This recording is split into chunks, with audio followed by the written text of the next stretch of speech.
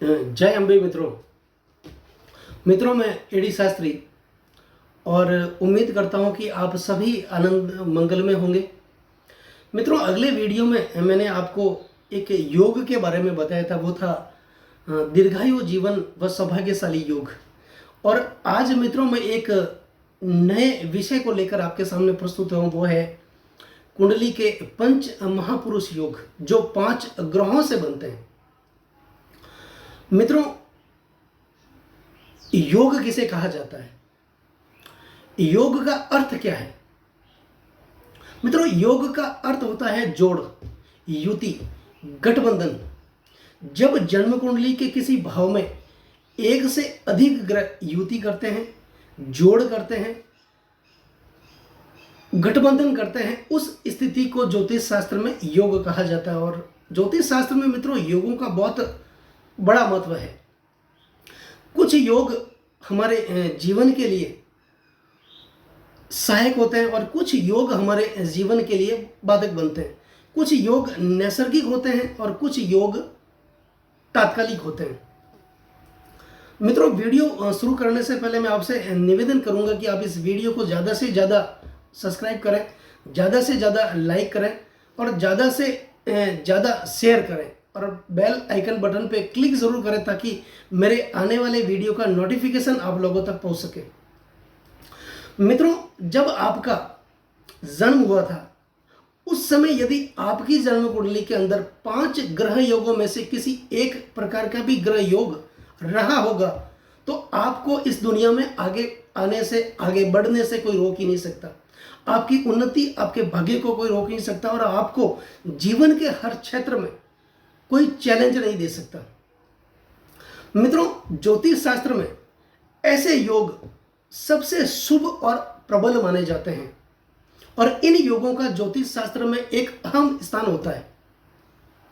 मित्रों, 5 ग्रह ऐसे हैं जो पंच महापुरुष का निर्माण, योग का निर्माण करते हैं। वो 5 ग्रह हैं मंगल, बुध, बृहस्पति, शुक्र व शनि। जब ये ग्रह मूल त्रिकोण भाव में या केंद्र भाव में विराजमान होते हैं तो ये अत्यंत शुभ हो जाते हैं। मित्रों, मूल त्रिकोण भाव लग्न भाव, पंचम भाव और भाग्य स्थान, और ये कहा जाता है कि मां लक्ष्मी का स्थान है। और जन्म कुंडली का केंद्र भाव लग्न भाव, चतुर्थ भाव, सप्तम भाव और दसम भाव, इन भावों को केंद्र भाव बोला जाता है। और केंद्र भाव भगवान विष्णु का स्थान है। मित्रों, जब केंद्र भाव के अंदर ये ग्रह विराजमान होकर के ऐसे कुछ योगों का, शुभ योगों का निर्माण करते हैं तो ऐसा कहा जाता है कि भगवान विष्णु के 5 गुण उस व्यक्ति में आ जाते हैं। और मित्रों, हमारे भगवान राम और कृष्ण की कुंडलियों में भी ये योग विद्यमान थे। अब इन ग्रहों से जो बनने वाले योग हैं मित्रों, वो है मंगल का रोचक योग, बुध का भद्र योग, बृहस्पति का हंस योग, शुक्र का मालवीय योग और शनि का शश योग। मित्रों, सबसे पहले आज हम बात करेंगे मंगल के रोचक योग के बारे में। और मंगल के बारे में एक कहावत है मित्रों कि तुष्टो ददाति साम्राज्यम रुष्टो हरति तक्षणा, कि जब मंगल प्रश्न होता है तो साम्राज्य दे देता है और रुष्ट होता है, क्रोधित होता है तो उस साम्राज्य को तात्कालिक हर लेता है। और मंगल देवता जब देने लगते हैं तो जंगल में मंगल कर देते हैं और जब लेने लगते हैं तो अमंगल करते भी वो देर नहीं लगाते। तो मित्रों, मंगल जो है किसी भी जन्म कुंडली के अंदर अपनी उच्च राशि मकर राशि में, अपनी स्वराशि मेष और वृश्चिक राशि में उपस्थित होकर के अगर केंद्र भाव में विराजमान है तो ये मंगल देवता जो है रोचक योग का निर्माण करते हैं। और जिस किसी जातक की कुंडली में रोचक योग है वह जातक जीवन में हमेशा धनवान होता है, वो पराक्रमी होता है, साहसी होता है और बल से परिपूर्ण होता है।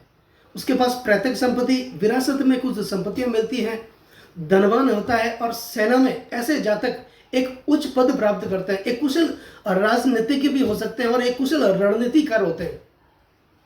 मित्रों अब बात करते हैं बुध के भद्र योग के बारे में।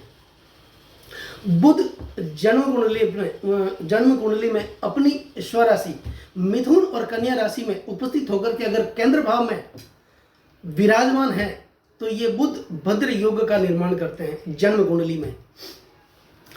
मित्रों जब ऐसे जातक की कुंडली में भद्र योग होता है वह जातक ज्ञानी, बुद्धि से परिपूर्ण, एक तर्क शक्ति वाला, एक कुशल व्यापारी, एक कुशल वक्ता, लेखक, साहित्यकार, इतिहासकार हो सकता है और एक कुशल एक बिजनेसमैन भी होता है। मित्रों अब बात करते हैं बृहस्पति का हंस योग।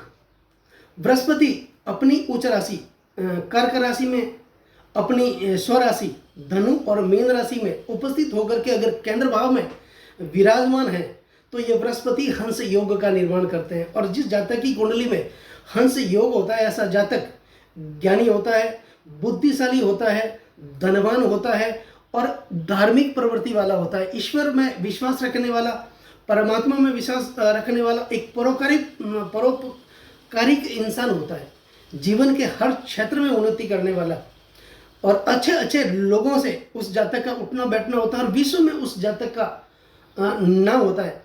उस जातक का कितना भी विरोध कर ले, कितना भी हम कुछ भी कर लें, उस जाति की प्रगति को कोई रोक ही नहीं सकता। अब बात करते हैं मित्रों शुक्र का मालवीय योग। शुक्र अपनी स्वराशि वृषभ और तुला राशि में विराजमान होकर के केंद्र भाव में स्थित है तो शुक्र मालवीय योग का निर्माण करते हैं। और ऐसा जातक एक कला प्रेमी, गीत संगीत का शौकीन, एक एक्टर, कलाकार भी हो सकता है, एक कुशल रणनीतिकार भी हो सकता है, जीवन के हर क्षेत्र में उन्नति करने वाला, एक धार्मिक प्रवृत्ति वाला भी हो सकता है। मित्रों अब बात करते हैं शनि का शश योग।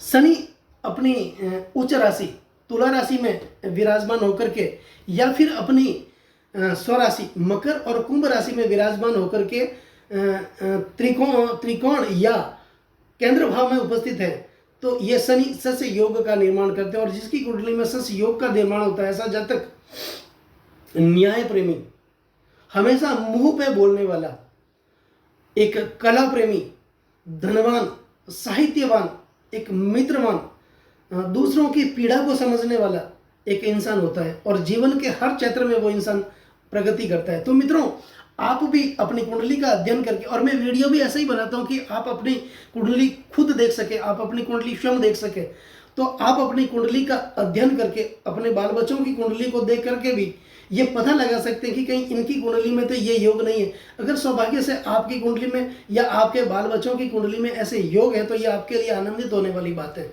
मित्रों एक बार मैं फिर आपसे कहूँगा कि इस वीडियो को सब्सक्राइब जरूर करें। नमस्कार मित्रों।